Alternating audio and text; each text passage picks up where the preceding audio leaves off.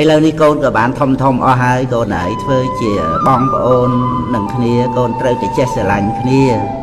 សាច់ឈាមជាមួយគ្នាយ៉ាងណាក៏កាត់គ្នាមិនបានពាក្យចាស់ពោលថាកាត់ទឹកមិនដាច់កាត់សាច់មិនបានដូច្នេះចូលកូនកុំស្អប់ខ្ពើមកុំកំណាញ់កុំចំណែនកុំខឹងក្រោតកនុំគុំគួនអ្វីដល់បងប្អូនគ្នាឡើយកូនត្រូវជួយគ្នានិងមើលថែគ្នាទៅវិញទៅមកទៅបានល្អបានមកធ្វើជាបងប្អូននឹងគ្នាហើយស្រាប់តែមកឆ្លោះទាស់ទែងគ្នាវាជារឿងដែលគួរឲ្យខ្មាស់អៀនណាស់កូនហើយនោះល្អគេមិនឆ្លោះទាស់ទែងគ្នាដូច្នេះឡើយយ៉ាងទៀតកូនត្រូវគិតដល់ទ្រូងម្ដាយទ្រូងឪផងថាពុកម្ដាយនឹងឯងគិតយ៉ាងណាចំពោះកូនគិតដល់ពេលដែលកូននៅតូចឆ្លោះគ្នាហើយក៏ល្អនឹងគ្នាវិញលេងចូលគ្នាវិញដូចដើមចឹងភ្លេចរឿងដែលកន្លងអស់ទៅ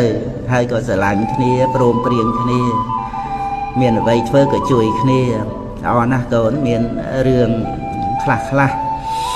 ការកូនដែលនៅពីតូចនោះកូនគួរសិក្សាតាមបើកូនគិតថាកូនធំហើយកូនមិនភ្លេចរឿងដែលទាស់ចិត្តដោយកាលដែលកូននៅពីក្មេងទេ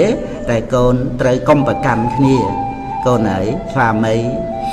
អាចរកថ្មីបានភរិយាក៏អាចរកថ្មីបានកូនក៏អាចរកថ្មីបានដែរតែបងប្អូន